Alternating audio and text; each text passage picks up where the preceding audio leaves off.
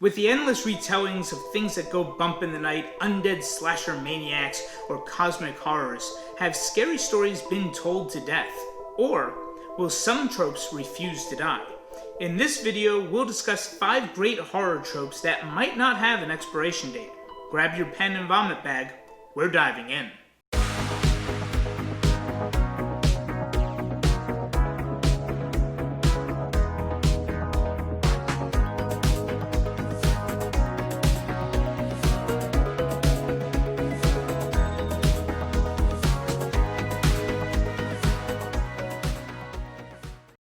Welcome back, story lovers, to another week of horror. For those of you joining us for the first time, make sure to check out some of the other videos on the channel.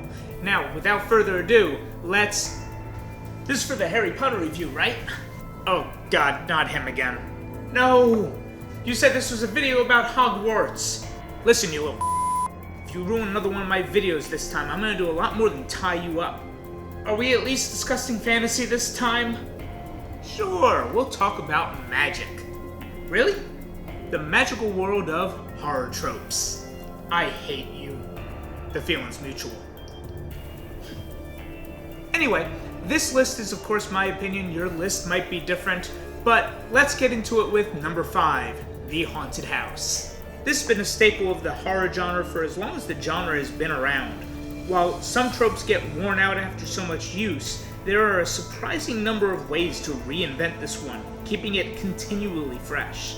Oh, I know, by removing the haunting altogether? Oh, f*** me. I just can't with this guy. No. To start, the haunted house doesn't have to be what it sounds like. Sure, it can be a house, but it could also be an abandoned hospital, or school, or any other number of buildings. Or we can go the poltergeist route and make it the land that's actually the haunted thing, such as a cemetery that was built over. Also, while hauntings are typically about old locations with history, the cause of the haunting could be from the day before. The options are really limitless with this. The options are horrible. Horribly fun. That doesn't make any sense. Don't care. Moving on. What really makes Haunted House stories special are all the supporting tropes, such as the perverts who head off to some secluded room, or the skeptic that's proven wrong by the story's end. Or even the fool that doesn't know he's in a haunting. Wait, say that part again? Too late, fool. We're jumping into number 4, the end of the world trope. I wish this was the end of the video.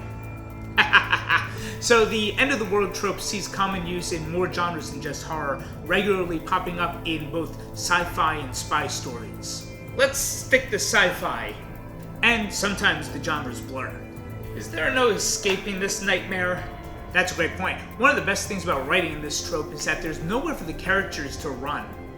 Whether it's the end of all life, or the planet blowing up, or a global descent into madness, there's no safe haven for the characters. But what if we make one? Now you're thinking, what did I do? Part of the fun of revamping tropes is playing with what's expected. For example, in the movie The Rain, the characters do have a safe place to go to, like a bunker, but that doesn't exactly turn out all that well. But isn't this trope tired already? I mean, how many stories have used this one already? Oh, tons. Think about how fragile the world is. How many potential outlets are there for global catastrophe?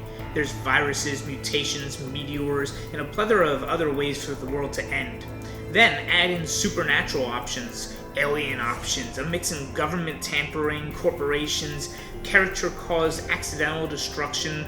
There are literally so many ways to end the world in fiction that I don't see it ever getting old.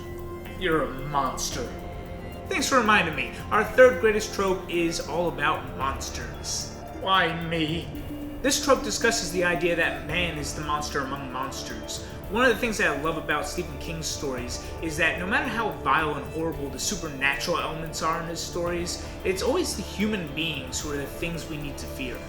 And like our previous trope, there are a lot of ways to use this. You mean how you're constantly tormenting me and leading me to madness and despair because of your own insecurities, and if you were a character in a story about demons, you would be the true villain?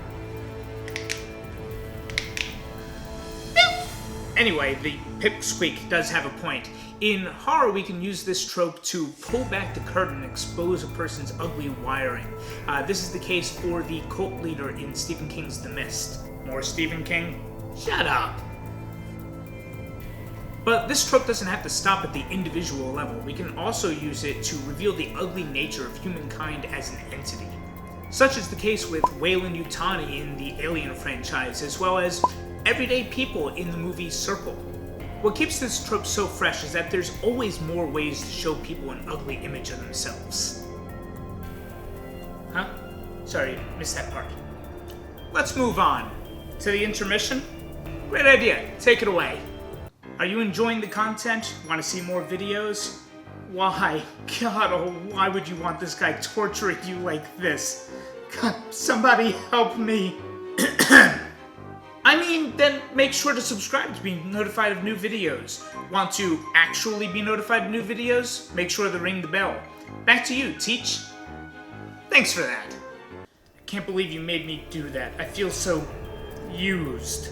That's great. On to trope number 2.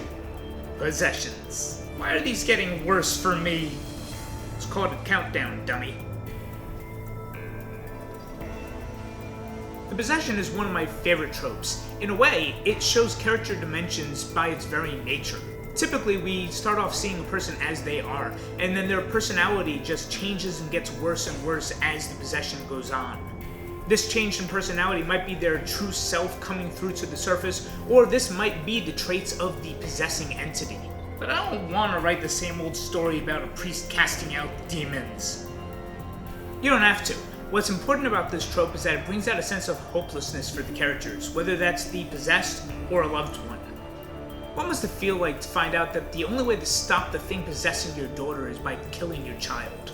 Or what if a character doesn't know about the person being possessed and the behavior changes cause all sorts of relationship troubles? Or what if the reader doesn't know if it actually is possession at all? But can't we just have a nice story about a loving family? Sure, you can have the entire family get possessed. Great way to think outside the box. One thing that I would recommend with this trope is that whoever's trying to stop the possession should probably start with the least risky option first, and this is usually the case with most stories. So they ask nicely and then the spirit says sorry and goes away? They can try. Oh, they can try. But things go from bad to worse and worse and worse, causing them to try riskier and riskier things until everything goes completely wrong. Before we get to our number 1 trope, we have an honorable mention. The tickle monster? What? No, I'm talking about the final girl. Now, this might seem like a tired cliche, but I think there's plenty about this that keeps it as a fresh trope. For those of you that don't know, the final girl is the lone survivor of a horror story. Typically a movie, typically a slasher, and typically a girl. Well, a survivor sounds nice. A girl who's gone through hell. Wait a second. Who's been beaten and injured and tormented and mentally scarred. Please stop it. Who will probably never be the same again. Oh, what the f***? To keep this trope fresh, we have to find new ways to subvert expectations. A story that does this excellently is the meta-horror film The Cabin in the Woods. This story both tricks the viewer into thinking that the final girl is actually the lone survivor when she's not, as well as playing with a plethora of other concepts and tropes. But seeing as this is hard to translate into most non-slasher stories, this trope doesn't quite make the list. And now we're done, right? Now for my number 1 pick for the greatest horror trope. What is real? Like how it's all just a story and there's nothing to really be afraid of? Oh, no. I mean where the character or viewer have to question what they think they know about the reality of the story's world. Why doesn't anybody else hear that constant noise? Why am I the only one who doesn't see who my child is talking to? Has my entire life been a lie? Is everyone else going mad? Am I going mad? Am I even real?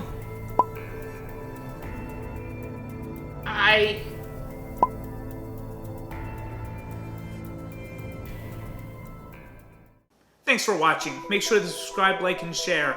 Next week, it's our Halloween special. Till next time.